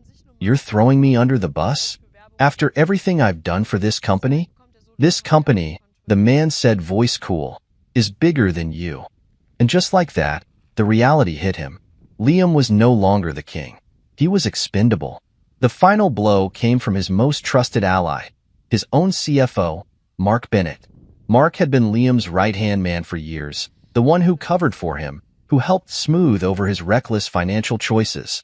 But tonight, when Liam turned to him for support, Mark stood with the board. It's over, Liam, Mark said, his voice even.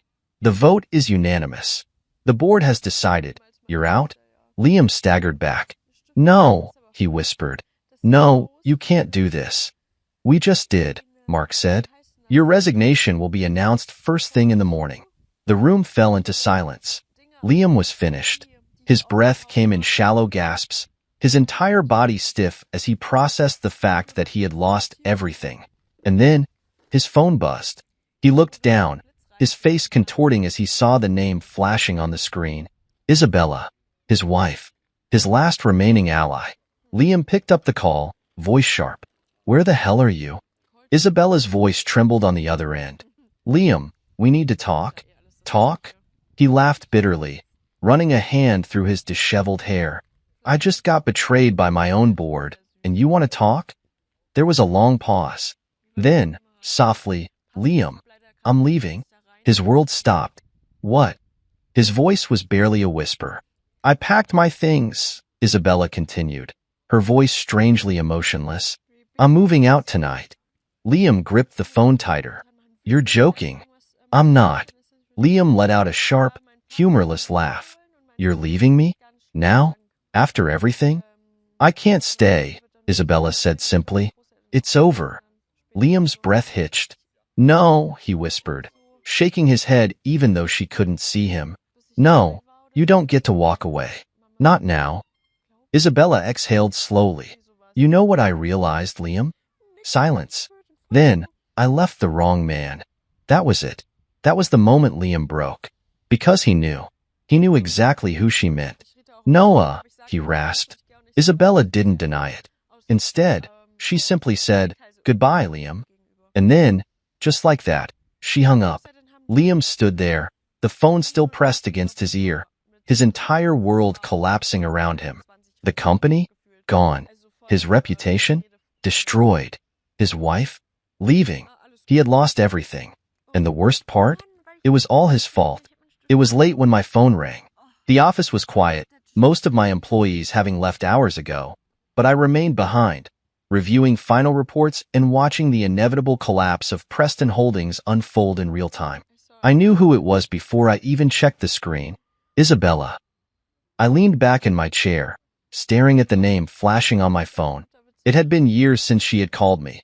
Years since she had even acknowledged my existence outside of the professional world. And now, she had no one left. I let it ring twice more before finally answering, keeping my voice calm, controlled. Isabella. A shaky breath. Noah. Her voice wavered, as if she had rehearsed this moment in her head 1,000 times, but still couldn't find the right words. I said nothing, waiting. I made a mistake, she finally whispered. I almost laughed, not because it was funny, but because of how predictable it was.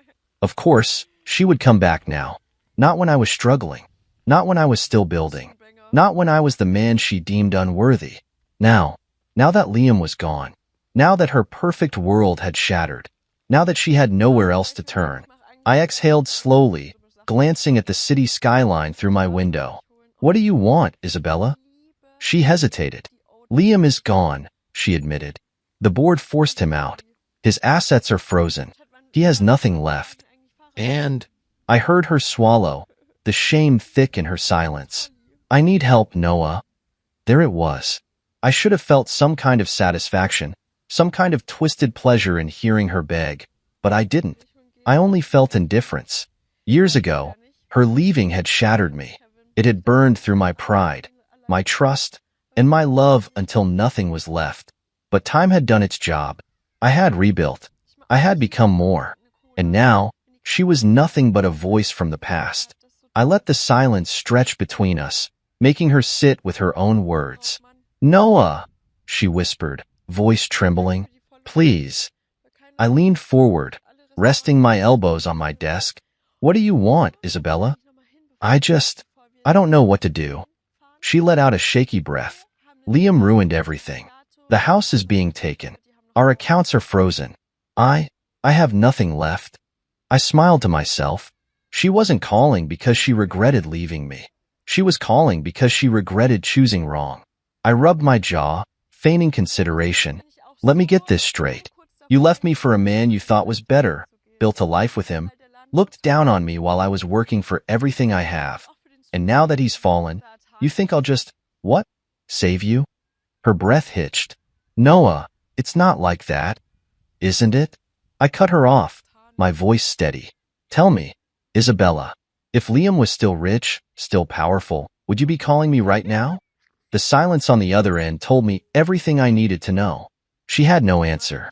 I chuckled, shaking my head. That's what I thought. Noah, she whispered, her voice breaking. I know I don't deserve anything from you. I know I made mistakes. But she inhaled shakily. I was wrong about you. I see that now. I leaned back in my chair, staring up at the ceiling. Took you long enough. She let out a soft, humorless laugh. Yeah. For the first time since the call began, I heard something real in her voice. Regret. Not just for what had happened with Liam, but for everything. She had miscalculated. She had thought that wealth was the only thing that mattered. That leaving me for Liam was the smart move. But wealth meant nothing without character, without intelligence, without resilience. She had chosen the wrong man. And now, she had to live with that. I exhaled slowly. Isabella, I'm going to be honest with you. I don't hate you. I stopped caring a long time ago. Silence. I continued. You were a part of my past. But that's all you are now. The past. Her breath hitched again. I could picture her standing in some dimly lit apartment or a half-empty hotel room, staring at the walls, realizing that this was it. That there was no going back. Noah, she whispered. I don't know what to do. I closed my eyes, exhaling slowly. Then, in the same calm, even tone, I said the words she never thought she would hear from me. That's not my problem. The silence that followed was deafening. I could hear her breathing, could feel the weight of her realization settling over her like an iron blanket. There was no saving her this time. There was no second chance. She had made her choice years ago, and I had made mine. I hope you figure it out, I added simply. And then, I hung up. For a long moment, I just sat there, staring at my phone. Then, slowly, a small, satisfied smile crossed my lips. Because for the first time in years, I felt free. The cafe was small, tucked away on a quiet street just outside the city's financial district. The kind of place that catered to professionals who wanted discretion, where meetings were held over overpriced coffee and whispered conversations. I sat at a table near the window, watching the world outside. The people walking past, the sound of distant traffic, the low hum of chatter from the other patrons. It was a peaceful contrast to the storm that had been brewing for the past few days. Then, the door opened, and she walked in. Isabella. She looked different. The perfectly curated image she had always maintained was gone. No designer clothes, no sparkling jewelry, no expensive perfume filling the air around her. Instead, she wore a simple beige coat over a plain blouse and jeans. She looked ordinary, and for the first time in her life, she probably felt it too. Her eyes scanned the room until they landed on me. For a moment, she just stood there, hesitating, like she was still deciding whether she could go through with this. Then, slowly, she walked over and took the seat across from me. Hi, she said, her voice barely above a whisper. I took a sip of my coffee. Isabella. She folded her hands in front of her, fidgeting slightly. I noticed the way she kept glancing at my face, as if searching for something. Recognition, warmth, a remnant of the man she once knew. But there was nothing left for her to find. I appreciate you meeting me, she said, forcing a small, nervous smile. I wasn't sure if you would. I leaned back in my chair, studying her. Why are we here, Isabella? Her fingers clenched around her coffee cup. I needed to see you. I didn't respond. I let her fill the silence. She sighed, looking down at the table. After the call, I couldn't stop thinking about everything. About us. About how things ended. She looked up again, her eyes searching mine. I regret it, Noah. Leaving you. Thinking Liam was the better choice. I raised an eyebrow. The better choice? You didn't just think it. You were certain. She flinched slightly, but nodded. I know. And I was wrong. I remained quiet. She took a deep breath. I let greed blind me. I thought success was about having the biggest house, the most expensive clothes, the perfect lifestyle. And when I saw you, back then, struggling, trying to build something that wasn't guaranteed, I got scared. She exhaled shakily. I didn't believe in you the way I should have. I tapped my fingers against the table, watching her. And now? Her lips parted slightly. Now, I see who you really are. I chuckled, shaking my head. No, Isabella. You see what I've become. There's a difference. She swallowed, her hands tightening around her cup. Maybe, but I miss you, Noah. I let the words settle between us, unfazed. Then, I leaned forward slightly, my voice calm. Tell me something, Isabella. If Liam had never lost everything, would you be sitting here right now? She froze. Her eyes darted away, her body stiffening. I nodded, a slow, knowing smirk crossing my lips. That's what I thought. She inhaled sharply. It's not like that. I tilted my head. Isn't it? Let's be honest here, Isabella. You only miss me because you lost. If Liam's company had continued to thrive, if you were still living in that mansion, still wearing your designer clothes, still sipping champagne at fancy galas, you wouldn't have thought about me once. Her breath caught in her throat. She opened her mouth to argue, but no words came out. I gave her a small, almost pitying smile. You don't miss me. You miss the fact that I ended up winning. And now, you want to rewrite history. You want to pretend that you would have chosen differently if you had known how things would turn out. I leaned back in my chair. But that's the thing about choices, Isabella. You don't get to change them just because you don't like the outcome. Tears welled in her eyes. Noah, please. There was a time when hearing her beg would have meant something, would have hurt. But now, I felt nothing. I exhaled slowly, glancing out the window. The sun was setting, casting long shadows across the street. A fitting end. Then, I turned back to her, my expression unreadable. I don't do second chances. Her breath hitched. She blinked rapidly, her lips parting in disbelief. Noah. She had assumed I would take her back. She had thought that maybe, just maybe, she could say the right things, with the right regret, and I would fall back into her arms. But I wasn't that man anymore. I had been willing to love her once. I had been willing to fight for her. But that door had closed the moment she walked away. Her fingers trembled as she set her coffee down. She stared at me, realization dawning over her like a slow, painful burn. I thought, she let out a broken laugh. I thought you'd still be waiting for me. I didn't even blink. I wasn't. Her shoulders slumped, the weight of her choices finally crushing her. For years, she had believed she had won, that she had made the right decision, that I was the one who had lost. But now, she knew the truth. I stood up, pulling a few bills from my wallet and tossing them onto the table. Take care, Isabella. She watched me, her eyes filled with things she would never be able to say. Regret, shame, loss. I walked out of the cafe without looking back, because the past no longer mattered. Only the future did. As I stepped out of the cafe, the cool evening air greeted me like an old friend. The sky was painted in hues of deep orange and fading blue, the last remnants of daylight stretching across the city skyline. It was quiet out here, peaceful in a way that mirrored my own mind. For the first time in years, I felt weightless. Isabella was gone, not just physically, but in every sense that mattered. She no longer occupied space in my life. No more lingering thoughts about the past. No more questioning whether I had been enough. No more waiting. I walked toward my car, slipping my hands into my pockets as my mind replayed everything that had led to this moment. I had built something out of nothing. I had turned loss into power. I had become the man she never believed I could be. And I had done it all without her. My phone buzzed in my pocket, snapping me out of my thoughts. I pulled it out, glancing at the screen. Lucas. I smirked, already knowing what this was about. Tell me it's official, I said as I answered.